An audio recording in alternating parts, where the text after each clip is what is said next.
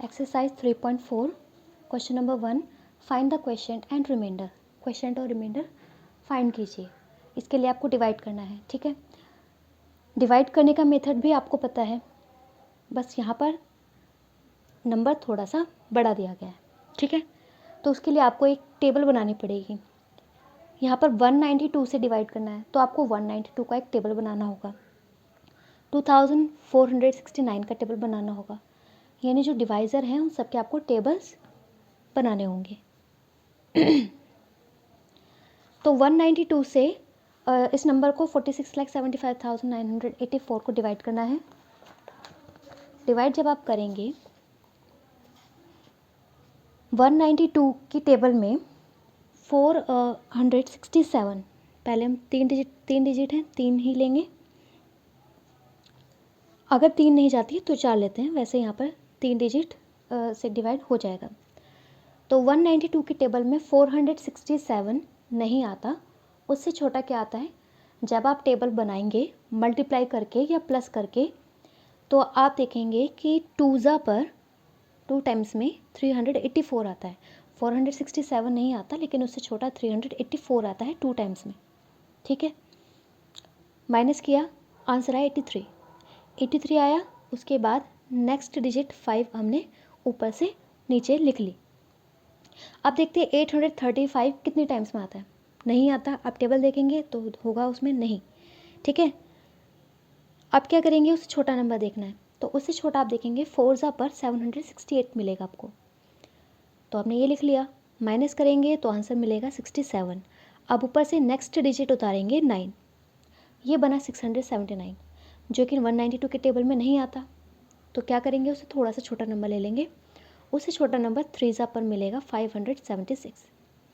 तो 679 में से 576 माइनस करेंगे तो आंसर आया 103। उसके बाद नेक्स्ट नंबर है 8, ऊपर से उतार लिया 8। तो 192 के टेबल में 1038 भी नहीं मिला, तो 5 पर क्या मिला 960। अब ऊपर वाले नंबर में से नीचे वाला नंबर माइनस किया तो आंसर आया 74। ऊपर से उतारा 4 उतार लिया, तो 192 के टेबल में 4 पर है हमारा 768, माइनस किया तो आंसर आया 16। तो ये है क्वेश्चन और ये है रिमाइंडर, ठीक है। इसे डिवाइज़र कहते हैं, इसे डिविडेंड कहते हैं, इसे क्वेश्चन और इसे remainder. Divisor, dividend, question, remainder. Divisor, dividend, question, remainder, ठीक है। इसी तरीके से नेक्स्ट भी करना है। डिवाइड का मेथड वही है, बस आपको एक बड़े बड़े टेबल्स बनाने हैं। तो देखिए, टेबल बनाने का एक मेथड 2469 का टेबल बनाना है। 2469 का टेबल बनाना है, तो जिसका भी आपको टेबल बनाना हो उसमें वही नंबर ऐड कर दीजिए। जैसे कि आप टेबल बना रहे हैं 41 का, 41 में 41 ऐड कर दीजिए। तो ऐड किया, आंसर मिला ये। अब जो भी आपको आंसर मिलता जा रहा है उसमें वही नंबर ऐड करते जाइए जिसका आपको टेबल बनाना है, ठीक है। ये देखिए, ये आंसर आया था, उसमें हमने जिसका टेबल चाहिए वही ऐड किया, आंसर आया ये। अब उसमें दोबारा वही नंबर ऐड कर दीजिए, आंसर आया ये। उसमें दोबारा वही नंबर ऐड कर दीजिए, ये आंसर है। फिर दोबारा वही नंबर ऐड करना है, ये आंसर है। अब कब तक हमें करना है, टेंजा तक, या हमें जब ये ना मिल जाए, क्योंकि टेंजा पर आप जानते हैं वही नंबर होता है, बस एक ज़ीरो होती है, ठीक है।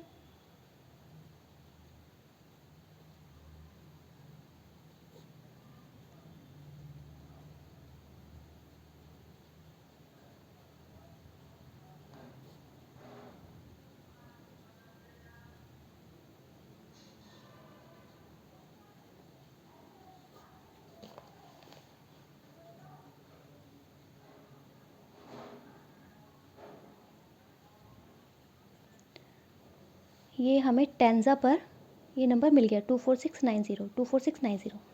अब ये हमारा 1 ज़ा, 2 ज़ा, 3 ज़ा, 4 ज़ा, 5 ज़ा, 6 ज़ा, 7 ज़ा, 8 ज़ा, 9 ज़ा, 10 ज़ा, ये बन गया टेबल, ठीक है। जिसका भी आपको टेबल बनाना हो उसमें वही नंबर ऐड करते जाइए।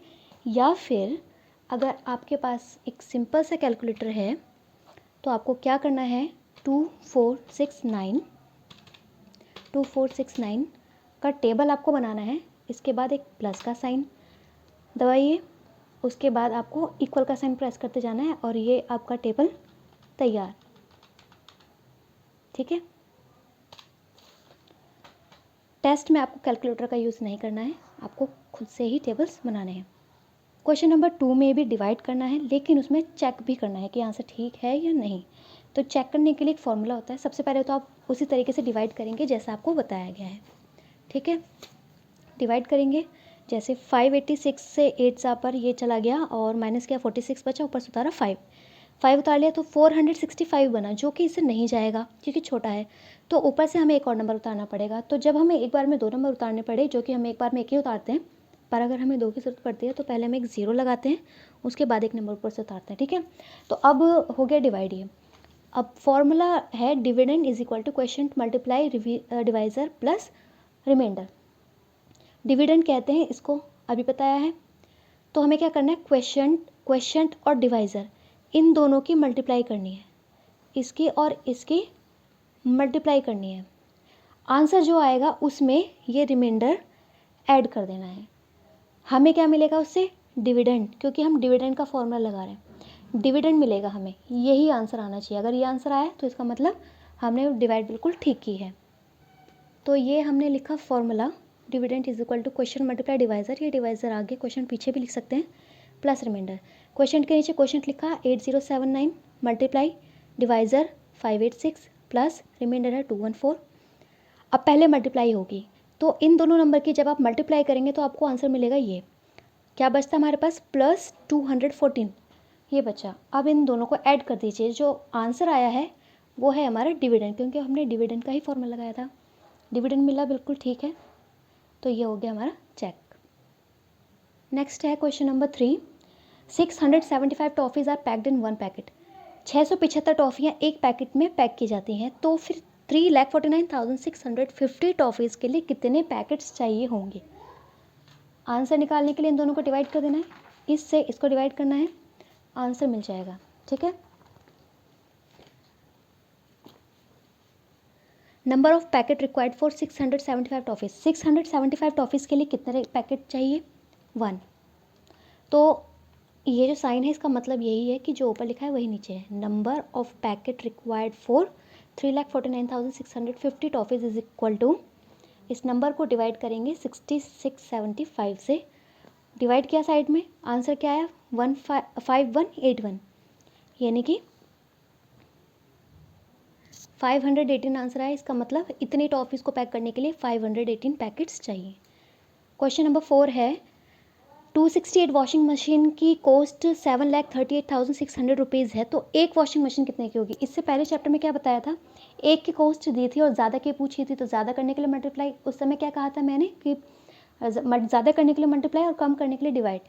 तो यही वो क्वेश्चन है जहाँ पे हमें ज़्यादा की कीमत दी गई है, यानी 268 वॉशिंग मशीन की कीमत दी गई है और 1 की पूछी है, तो कम, एक मशीन की कीमत तो कम होगी, कम करने के लिए डिवाइड। ठीक है, 268 वॉशिंग मशीन की कीमत है इतनी, तो एक वॉशिंग मशीन की कितनी होगी निकालने के लिए इस नंबर को 268 से डिवाइड करेंगे। साइड में हमने डिवाइड किया, आंसर मिला हमें 2,756 रुपीज़। क्वेश्चन नंबर 5 है कि 2 नंबर है, उनका प्रोडक्ट यानी जब भी हम 2 नंबर को मल्टीप्लाई करके जो आंसर आता है उसको प्रोडक्ट कहते हैं। तो 2 नंबर का प्रोडक्ट है ये।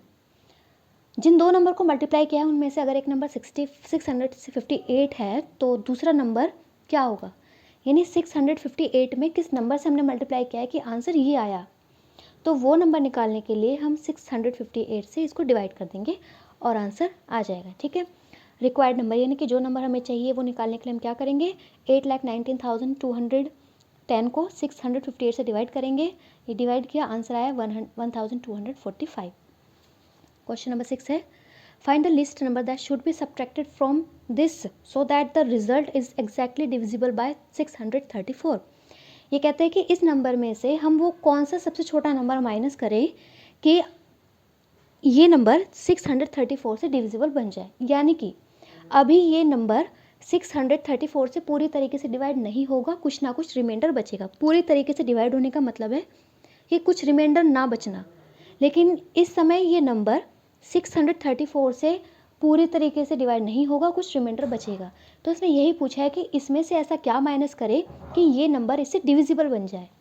तो पहले इसको इसे डिवाइड ही कर लेते हैं। 634 से इस नंबर को आप डिवाइड करेंगे तो रिमाइंडर क्या बचा, 64। यही वो 64 नंबर है जो इसमें एक्स्ट्रा हो रहा है। उस एक्स्ट्रा को अगर आप माइनस करोगे, आंसर में इसने इतना ही पूछा है कि क्या माइनस करना है, तो 64 आंसर है, 64 माइनस करना है। यानी कि जब आप इस नंबर में से 64 माइनस कर दोगे तो नंबर आपको जो मिलेगा वो नंबर 634 से पूरा पूरा डिविजिबल हो जाएगा।